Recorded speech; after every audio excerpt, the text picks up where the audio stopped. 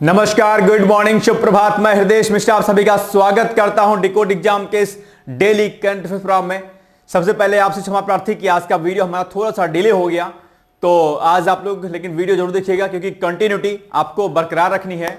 तो आइए हम लोग बिना देरी के आज के सेशन को स्टार्ट करते हैं और देखते हैं कि आज का हमारा क्या कुछ करंट अफेयर्स है। लेकिन उसके पहले हम लोग लास्ट डे का क्या करेंगे, फटाफट करेंगे हम लोग रिवीजन की हम लोगों ने लास्ट डे क्या कुछ किया था। चलिए, तो रेल मंत्री कौन है? अश्विनी वैष्णव जी हैं। उन्होंने राज्यसभा में रेल संशोधन विधेयक 2025 पारित कर दिया है। आप जानते होंगे इसको 2024 में लोकसभा में इसको पारित कर दिया गया था और अभी हाल ही में इसको राज्यसभा से पारित कर दिया गया। ठीक है, यह विधेयक रेलवे बोर्ड की शक्तियों को बढ़ाने और परिचालन दक्षता में सुधार करने के लिए रेलवे अधिनियम 1989 में संशोधन करने का काम करेगा। और आप जानते होंगे कि इस समय रेलवे ने 100% इलेक्ट्रिफिकेशन का कार्य लगभग जो है पूरा कर लिया है। यह भी अपने आप में भारतीय रेलवे के लिए एक बड़ी उपलब्धि के रूप में देखा जा रहा है।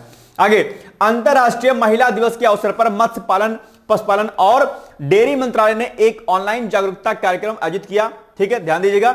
इस कार्यक्रम का उद्देश्य क्या था? जूनोटिक बीमारियां। कल हमने आपको समझाया था कि जूनोटिक बीमारियां क्या होती हैं, जो दरअसल जानवरों से इंसानों में फैलती हैं। दैट्स कॉल्ड जूनोटिक डिजीजेस, यानी कि जूनोटिक बीमारियां। ठीक है, तो इसी जूनोटिक बीमारियों के बारे में एक जागरूकता जो है अभियान का इसका जो है चलाना था। इस उद्देश्य के साथ में ही दरअसल अंतरराष्ट्रीय महिला दिवस के अवसर पर ये जो आपका डिपार्टमेंट है इसी ने ये कार्यक्रम जो है उद्घाटित किया था। ठीक है, इसके अलावा प्रधानमंत्री नरेंद्र मोदी मार्च के प्रथम सप्ताह में 2 दिवसीय जो है राष्ट्रीय यात्रा के लिए मॉरिशस गए थे। और मॉरिशस आप जानते हो कि इसमें भारत और मॉरिशस का संबंध क्या है, बेहतर चल रहा है। ठीक है, आगे, सरकार के मिशन केसर के तहत 2021 से सिक्किम, अरुणाचल प्रदेश और मेघालय में केसर की खेती को बढ़ावा दिया जा रहा है ताकि जो पूर्वोत्तर के क्षेत्र हैं वो अपने आप में क्या हो सके, समृद्ध हो सके। ठीक है, इसके अलावा भारत का सॉफ्टवेयर और आईटी सेवाओं का निर्यात वित्त वर्ष 2023-24 में बढ़कर $200 बिलियन तक पहुंच गया है। ध्यान दीजिएगा। इसके अलावा हाल ही में जारी ISFR रिपोर्ट, यानी कि जो फॉरेस्ट रिपोर्ट होती है जो कि आपके एग्जाम के लिए बहुत जरूरी होती है, उसके अनुसार भारत में वन क्षेत्र बढ़कर के लगभग 8,27,327 वर्ग किलोमीटर हो गया, जो देश की कुल भौगोलिक क्षेत्र का कितना है, 25.17% है, जो कि आपके एग्जाम के लिए क्या है, बहुत जरूरी है। ये वाला फैक्ट आपको क्या करना है, याद रखना है। ठीक है, आगे, भारतीय अंतरिक्ष अनुसंधान संगठन इसरो ने स्पेसएक्स मिशन के 2 सैटेलाइट्स को सफलतापूर्वक अलग कर दिया है, यानी कि अनडॉक कर दिया है। भारत के लिए अपने आप में बड़ी उपलब्धि है। हमने आपको अनडॉक और डॉक बताया था। अनडॉक जब क्या कहते हैं, 2 सैटेलाइट जब अलग होते हैं तो उसे अनडॉक कहते हैं, जब 2 सैटेलाइट जुड़ते हैं तो उसको डॉकिंग बोलते हैं, डॉक बोलते हैं। ठीक है, आगे, जब जॉब प्लेटफॉर्म कौन है? इंडीड की रिपोर्ट के अनुसार देश में ब्लू कॉलर जॉब्स में 20% क्या है, महिलाएं हैं। ब्लू कॉलर जॉब आप जानते होंगे कि वो जॉब जिसमें जो है शारीरिक श्रम की आवश्यकता होती है, जो खासकर जो हाथों से कार्य किया जाता है, जैसे सिलाई हो गया। ठीक है, इसके अलावा अन्य मिस्त्री वाला काम हो गया, राजमिस्त्री का काम हो गया। ठीक है, ये सब काम जो है ब्लू कॉलर जॉब के अंतर्गत आते हैं। ठीक है, इसके अलावा भारतीय रिजर्व बैंक को सेंट्रल बैंकिंग लंदन द्वारा डिजिटल ट्रांसफॉर्मेशन अवार्ड 2025 से सम्मानित किया गया है, क्योंकि आरबीआई ने अपने कार्यों में डिजिटलाइजेशन को व्यापक स्तर पर प्रमोट करने का काम किया था। ठीक, अब आपके सामने प्रश्न है, बताइए निम्नलिखित में से कौन भारत की सबसे पुरानी पर्वत श्रृंखला है? भाई साहब, बहुत बार आपके एग्जाम में पूछा गया है, बहुत ही आसान सा है। आप सभी लोग राजस्थान घूमने अगर जाते होंगे या गए ही होंगे तो वहां पर जो आप पर्वत श्रृंखलाएं देखते हैं, दरअसल राजस्थान का जो पूरा का पूरा एरिया है वहां पर जो आप पर्वत श्रृंखलाएं देखते हैं वो दरअसल कौन सी पर्वत श्रृंखलाएं हैं? अरावली पर्वत श्रृंखलाएं हैं। और ये अरावली पर्वत श्रृंखलाएं जो है क्या सबसे पुरानी पर्वत श्रृंखलाओं में से एक है अपने आप में। ठीक, तो अक्सर ये आपके एग्जाम में प्रश्न पूछा जाता है, याद रखिएगा इसको। चलिए, अब आपके सामने पहला टॉपिक आज का हमारा है आतंकवाद प्रतिघात पर आसियान रक्षा मंत्रियों का सम्मेलन। ठीक है, ये अभी चर्चाओं में है। और एक बात ध्यान रखिएगा यहां पर कि ये जो आपका आसियान है भाई साहब, ठीक है, ये आपके एग्जाम के दृष्टिकोण से बहुत ही महत्वपूर्ण है। आसियान पर अलग से प्रश्न आपकी परीक्षा में पूछा जाता है, तो याद कर लीजिएगा। जो भी चैनल पर अभी नया होगा, जो मेरा वीडियो पर नया होगा, आपसे एक रिक्वेस्ट है कि 2 कॉपी आप लोग बना लीजिएगा। एक कॉपी टास्क की, यानी कि होमवर्क की, जो कि मैं आपको कहूंगा कि इसमें आपको ये चीजें नोट करनी है। और एक कॉपी आपको पीसीएस मुख्य परीक्षा के लिए बनानी है, यानी कि जिसमें आप एसए के इंपॉर्टेंट टॉपिक्स को, पीसीएस मुख्य परीक्षा के इंपॉर्टेंट प्रश्नों को आप वहां पर नोट डाउन करेंगे और उसका लिखने का प्रयास करेंगे, जो प्रश्न मैं वीडियो के अंत में आपको लिखने के लिए देता हूं। ठीक है, चलिए, तो आतंकवाद प्रतिघात पर आसियान रक्षा मंत्रियों के सम्मेलन प्लस विशेषज्ञ कार्य समूह यानी कि EWG बोलते हैं इसको, की 14वीं बैठक 19 से लेकर के 20 मार्च तक नई दिल्ली में आयोजित की गई। ठीक है, यानी कि आज क्या है, 19 है, आज तक ये बैठक चलेगी, आज संपन्न हो जाएगी। ठीक है, भारत और मलेशिया इस बैठक की अध्यक्षता की है। भारत और मलेशिया ने इस बैठक की अध्यक्षता की है। ठीक है, बैठक में शामिल होने के लिए आसियान के 10 सदस्य देशों का डेलीगेशन दरअसल भारत में आया हुआ था। ये पॉइंट मुझे कुछ गलत लग रहा है, आई थिंक मलेशिया ने इसकी सदस्यता की है, एक बार इसको चेक कर लीजिएगा आप लोग। ठीक है, चलिए आगे। और आप देखेंगे तो कई सारे देश इसमें शामिल थे, जैसे कि ब्रुनई हो गया, कंबोडिया, इंडोनेशिया, लाओ, PDR, Malaysia, Myanmar, Philippines, Vietnam, Singapore और थाईलैंड इसमें जो है शामिल हैं। वहीं 8 संवाद भागीदार इसमें भी शामिल होंगे, जिनमें ऑस्ट्रेलिया, न्यूजीलैंड, दक्षिण कोरिया, जापान, चीन, अमेरिका और रूस के प्रतिनिधियों के साथ ही टिमोर लेस्ते और आसियान सचिवालय के सदस्य ने भी इसमें जो है पार्टिसिपेशन किया अपना। ओके, और यह बैठक 2024-27 के वर्तमान चक्र के लिए काउंटर आतंकवाद पर एक्सपर्ट वर्किंग ग्रुप की गतिविधियों का पहला सत्र भी थी। आप जानते होंगे कि आसियान के साथ साथ में अन्य कई महत्वपूर्ण जो संगठन हैं वो दरअसल टेररिज्म के खिलाफ अगेंस्ट उनके यानी कि आतंकवाद के खिलाफ जो है व्यापक स्तर पर काम करते हैं। ठीक है, चलिए, इस बैठक में आतंकवाद और उग्रवाद के विकसित हो रहे खतरों से निपटने के लिए एक मजबूत और व्यापक रणनीति पर चर्चा की गई।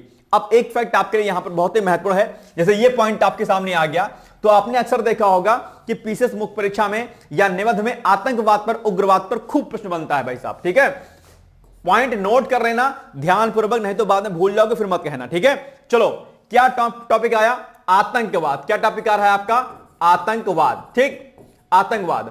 और दूसरा टॉपिक क्या रहा है आपका, उग्रवाद। ये दोनों टॉपिक आपके एग्जाम के लिए बहुत महत्वपूर्ण है और ये टॉपिक आपका पीसीएस में, जीएस में जो आपका पेपर 3 है, क्या जो जीएस पेपर 3 है उसमें इंटरनल सिक्योरिटी का सेक्शन है वो आपके लिए बहुत महत्वपूर्ण है, वहां पर ये टॉपिक आप पढ़ेंगे। इसके अलावा ध्यान दीजिएगा, निबंध में भी आतंकवाद और उग्रवाद पर प्रश्न खूब पूछता है, तो अगर इस पर प्रश्न आएगा तो ये जो अभी हाल में बैठक हुई है इस बैठक के बारे में आप वहां पर टॉपिक को मेंशन कर दीजिएगा, आपका नंबर आपको बढ़िया मिल जाएगा। भाई एग्जामिनर समझेगा कि आप करंट के टच में हैं और आपने चीजों को बेहतर ढंग से लिखा है। ठीक है, इसके अलावा आतंकवाद और उग्रवाद पर अलग से आप लोग नोट्स बना लीजिएगा।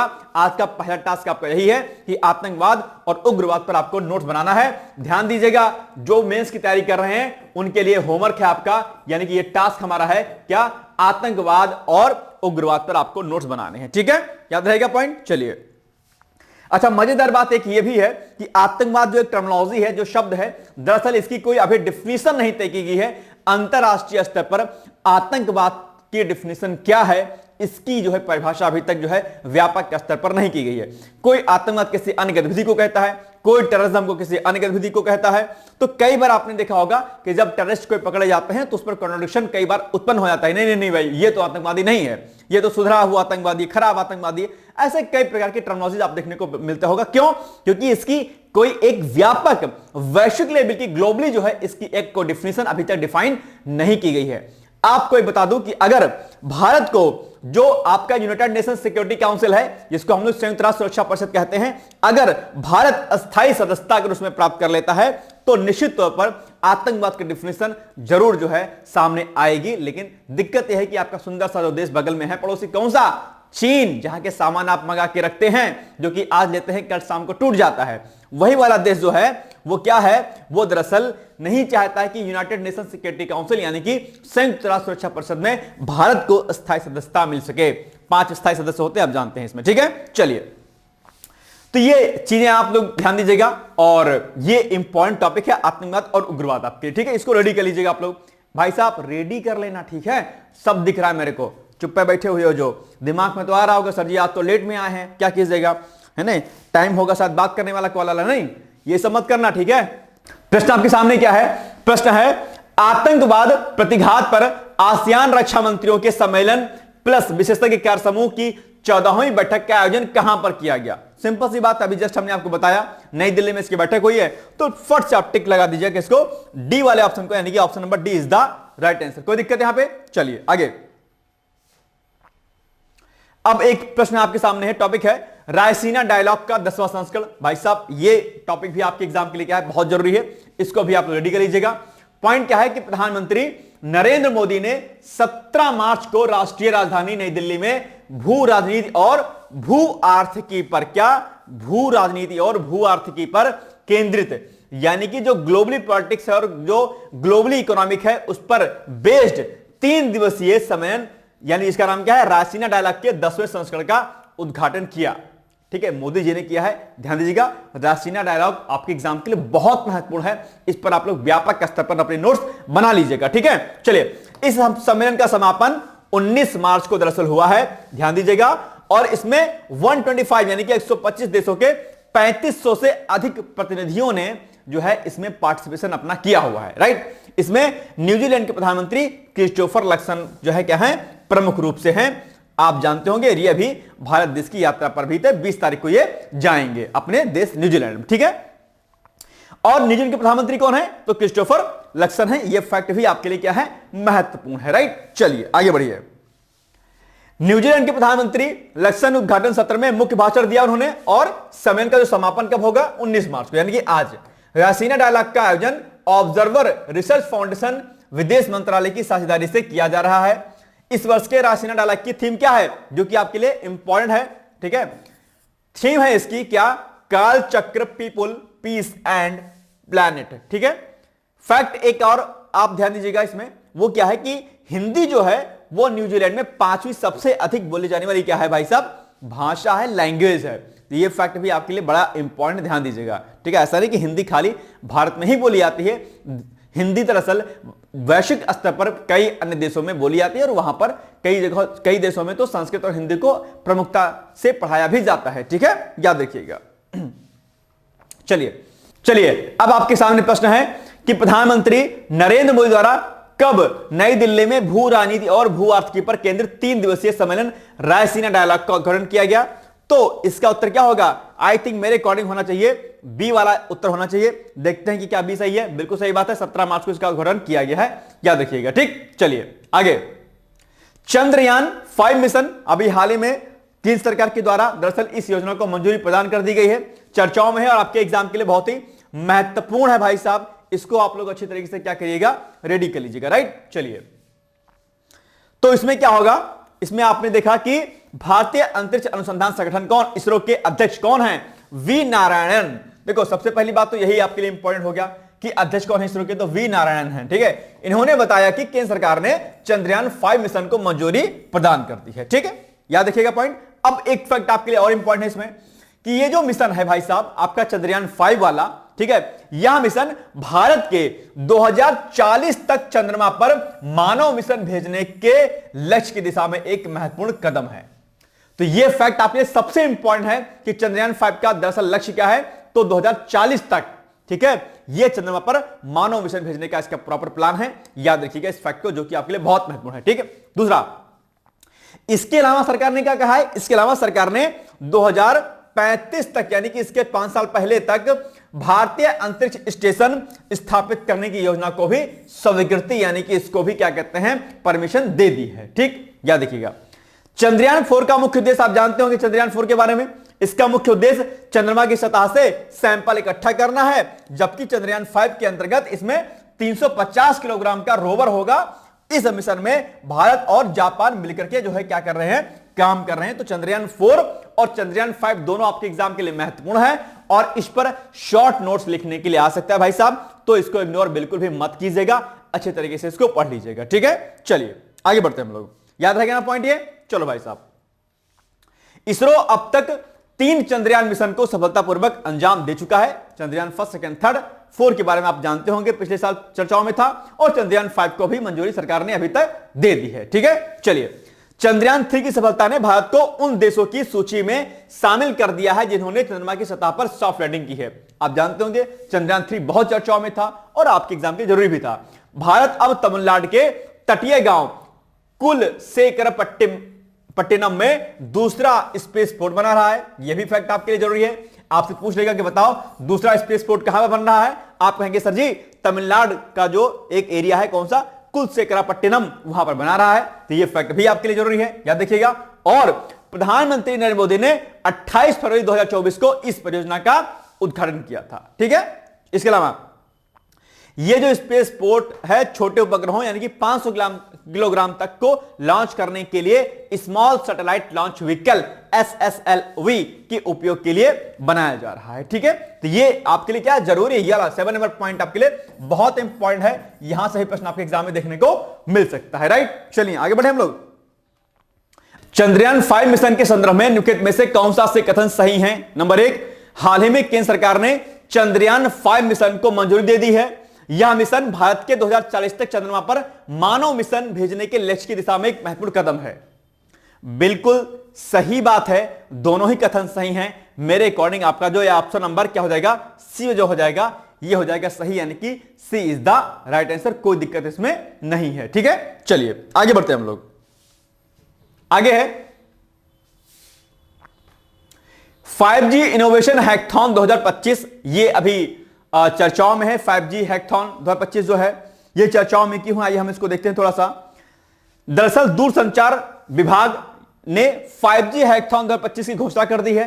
ध्यान दीजिएगा, यह 6 महीने तक चलेगा। प्रॉपर ये जो सम्मेलन है ये आपका 6 महीने तक चलेगा, जिसका उद्देश्य सामाजिक और औद्योगिक चुनौतियों के समाधान के लिए अभिनव 5G संचालित समाधानों के विकास में तेजी लाना है।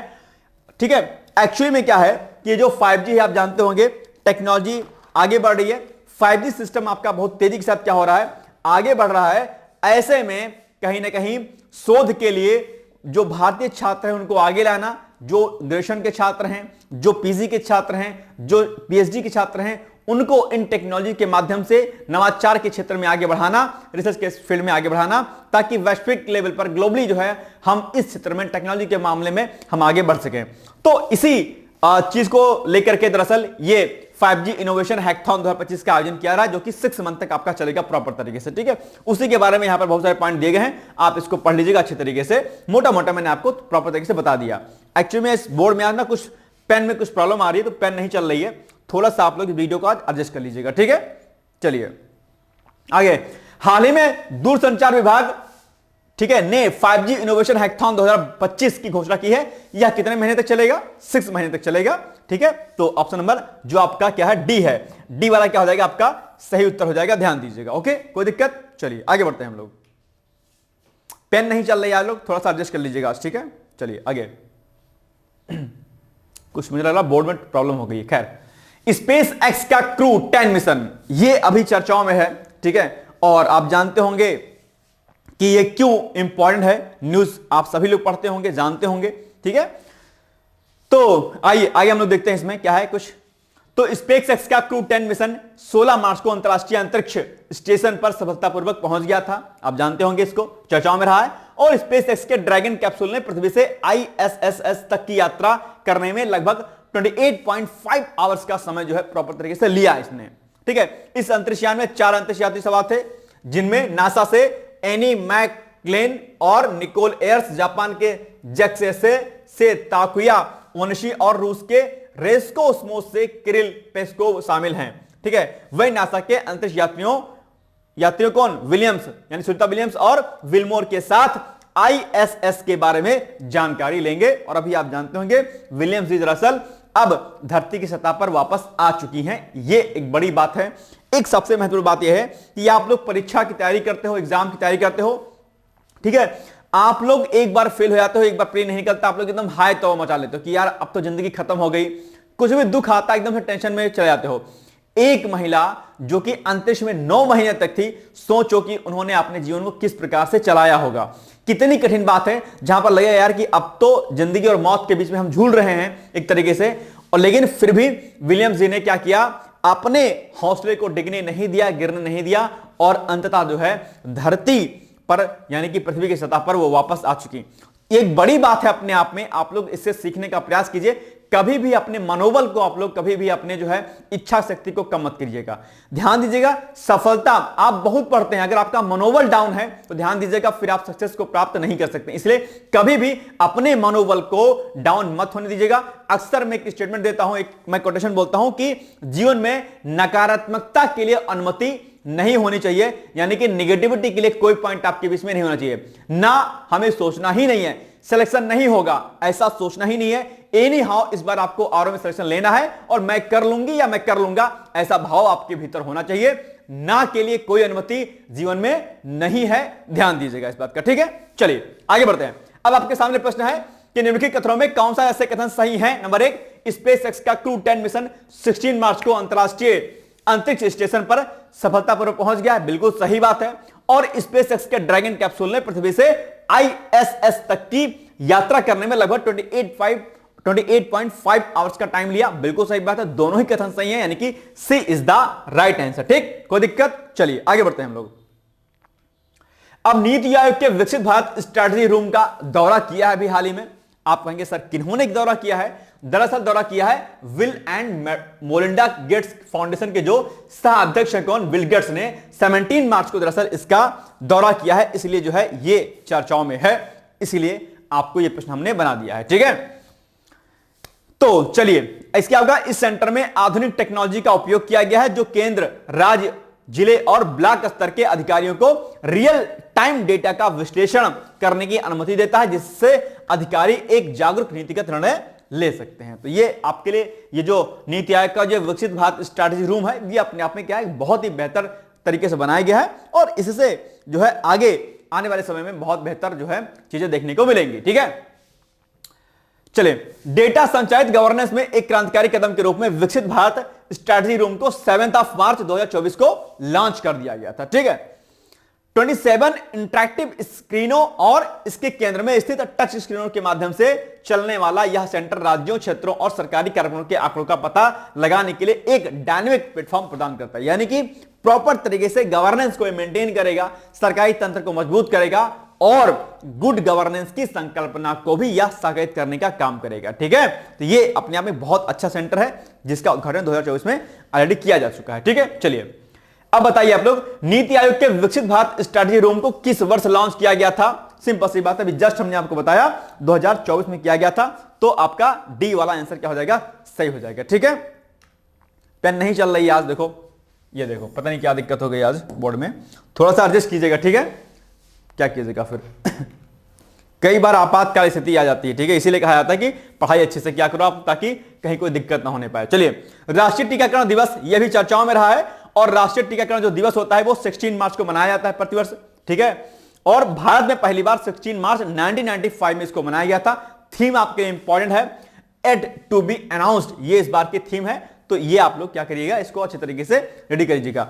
अच्छा, एक चीज आपके लिए और इंपॉर्टेंट है, एक जो है टीका होता है जो इकट्ठे उसमें, जैसे इंद्रधनुष कार्यक्रम आपने सुना होगा, इंद्रधनुष जो कार्यक्रम है उसमें कितने प्रकार के टीकों को जो है शामिल किया गया है? अगर आपको इसका उत्तर पता है तो बताइएगा। बायो में प्रश्न अक्सर आपके एग्जाम पूछा जाता है कि इंद्रधनुष जो कार्यक्रम है उसमें कितने प्रकार के टीके शामिल हैं, और आपके एग्जाम में टीकों से संबंधित यानी कि जो वैक्सीन होती हैं, ठीक है, वो वैक्सीन से रिलेटेड भी प्रश्न आपके एग्जाम पूछे जाते हैं कि कौन सी वैक्सीन किस किस में लगाई जाती है, किस किस एज ग्रुप में बच्चों को लगाई जाती है, ठीक है।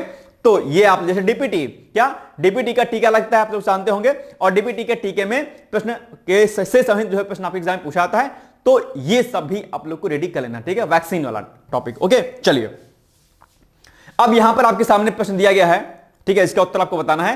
राष्ट्रीय टीकाकरण दिवस 16 मार्च को, बिल्कुल सही बात है। गौरैया दिवस 20 मार्च को, बिल्कुल सही बात है। विश्व एड्स दिवस 1 दिसंबर को, बिल्कुल सही बात है। विश्व वानिकी दिवस 24 मार्च लिखा गया है, यही गलत है, क्योंकि विश्व वानिकी दिवस दरअसल 24 मार्च को नहीं होता है। मैं आपसे अपेक्षा करता हूं कि आप मुझे कमेंट करके जरूर बताएंगे कि दरअसल विश्व वानिकी दिवस कब मनाया जाता है। आधे मिनट का मैं आपको समय देता हूं, फट से मुझे कमेंट करके बताओ या गूगल पे सर्च करके ही बताओ, लेकिन बताओ कि विश्व वानिकी दिवस दरअसल कब मनाया जाता है।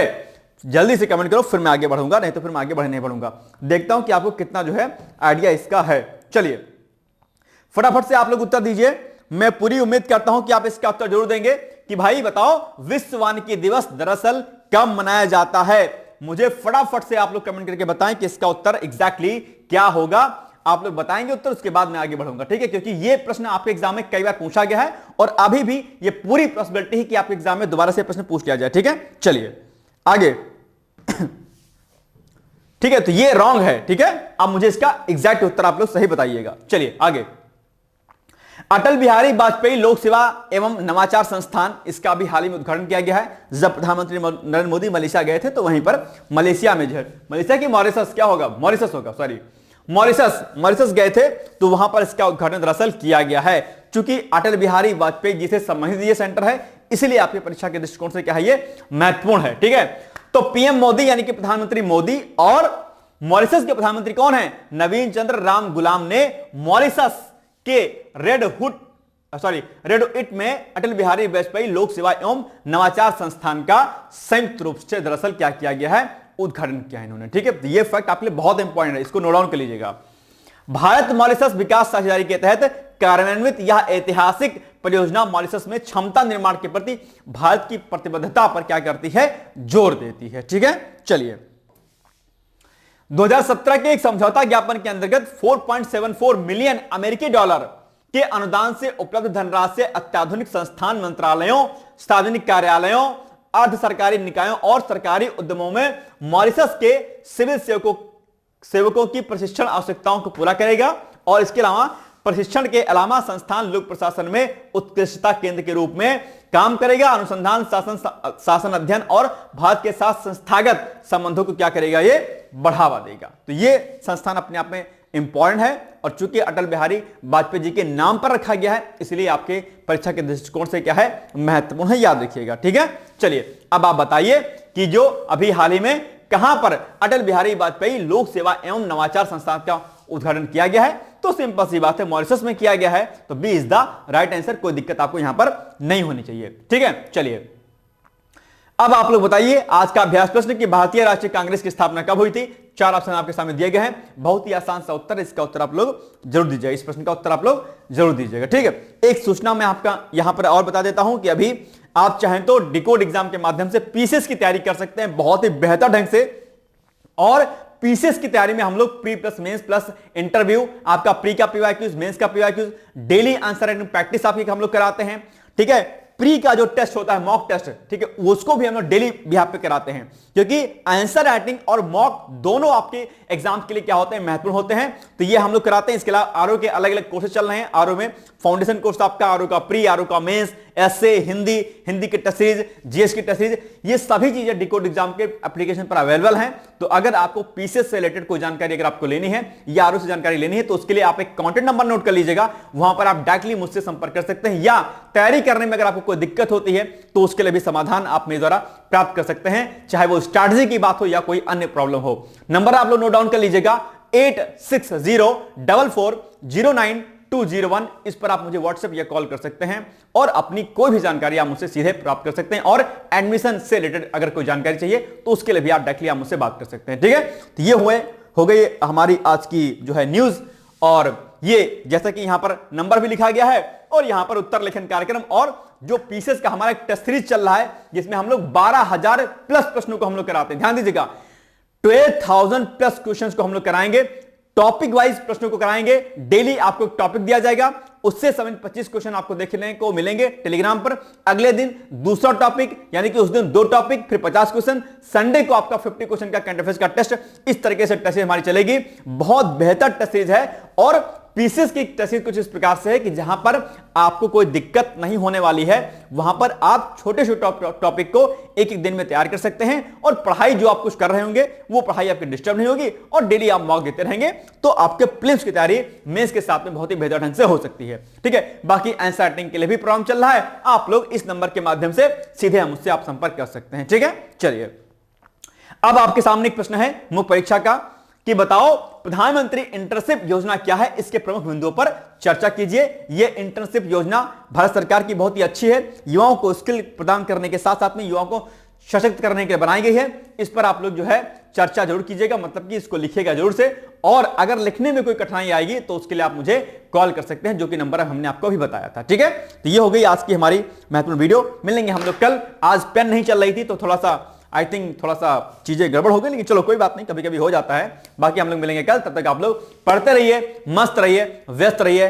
ध्यान दीजिएगा, एग्जाम आपका आरओ का कभी भी डेट आ सकती है, इसलिए लगातार तैयारी करते रहिए। मेरी तरफ से शुभकामनाएं हैं। All the best, thank you so much, bye bye, take care. दोस्तों, क्या आप पीसीएस अधिकारी बनना चाहते हैं? यदि हाँ, तो डिकोड एग्जाम लेकर आया है यूपी पीसीएस फाउंडेशन कोर्स 2025। यह एक ऑल इन वन कोर्स है जिसमें प्रीलिम्स मेंस दोनों ही परीक्षाओं के लिए वीडियो लेक्चर, एनसीईआरटी और standard books based bilingual notes उपलब्ध कराया जा रहा है। इस कोर्स में प्री और मेंस के सभी प्रीवियस ईयर क्वेश्चंस पेपर भी वीडियो लेक्चर के माध्यम से कोर्स में सम्मिलित होंगे। साथ ही साथ में कोर्स का कंटेंट गुणवत्तापूर्ण होने के साथ ही साथ एग्जाम ओरिएंटेड है, जिससे कोर्स लेने वाले स्टूडेंट्स को कोई भी बाहरी पुस्तक या नोट्स पढ़ने की आवश्यकता न पड़े। इस कोर्स में प्रीलिम्स और मेंस के टेस्ट सीरीज तथा आंसर राइटिंग प्रोग्राम भी शामिल है, जिसके साथ ही साथ टेलीग्राम ग्रुप में रेगुलर टॉपिक वाइज टेस्ट कराए जाएंगे।